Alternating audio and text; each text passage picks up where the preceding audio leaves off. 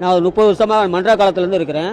தேசிய முற்போக்கு திராவிட கழகம் 2005 ஆரம்பிக்கின்ற பொழுது மதுரையில் கூட்டமாக நானும் ஒரு தொண்டனாக, ஒரு நட்பாக, ஒரு நண்பனாக, அன்பாக நான் வந்து என் தலைவரை பார்த்து ஒரு சந்தோஷம், இந்த கட்சி மிகப்பெரிய ஒரு வெற்றி அடையணும்னு சொன்னேன். அதே மாதிரி 2006 கட்சி தலைவர் சொன்ன ஒரு தேர்தல் அறிக்கையும் மிகப்பெரிய வீடு தேடி அரிசி வரும், இப்படி பல அறிக்கையை தலைவர் சொன்னார்.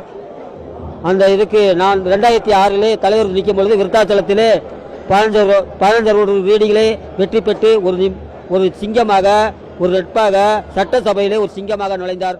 அன்றைக்கு என் தலைவனுக்கு அதை ஒரு தொண்டனாக நான் என்னைக்கா இருந்தாலும் அவர் எங்களுக்கு கூடத்தான் இருந்து எங்களை வழிநடத்தி கொண்டிருக்கிறார். கண்டிப்பாக தேசிய முற்போக்கு திராவிடத்தை இன்னைக்கு நான் விராலிமலை தொகுதிக்கு சீட்டு வாங்கியிருக்கிறேன். ஓகே சொல்லிட்டாங்க.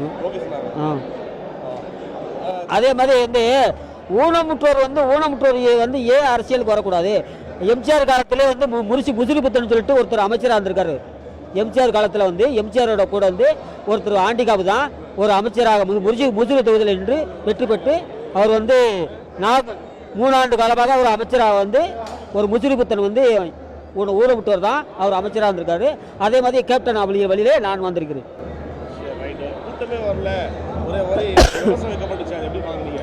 கூட்டமே வரலன்னு சொல்றது பொய்.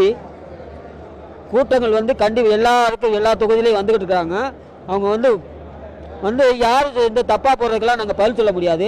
அவங்கவுங்களுக்கு வேலைகள் இருக்குது, அந்த வேலைகள்லாம் முடிச்சுட்டு எல்லாரும் வேட்புமனு வந்து வாங்கிட்டு இருக்காங்க. ஏன்னா வந்து அவங்கவுங்களுக்கு வந்து புள்ளப்பட்டு எல்லாமே இருக்குது, அவங்கள அதையும் பார்க்கணும், இதையும் பார்க்கணும், அரசியலையும் பார்க்கணும், எல்லாமே பார்த்துட்டு வந்து தான் எல்லாரும் வேட்புமனு வாங்கிட்டு இருக்காங்க.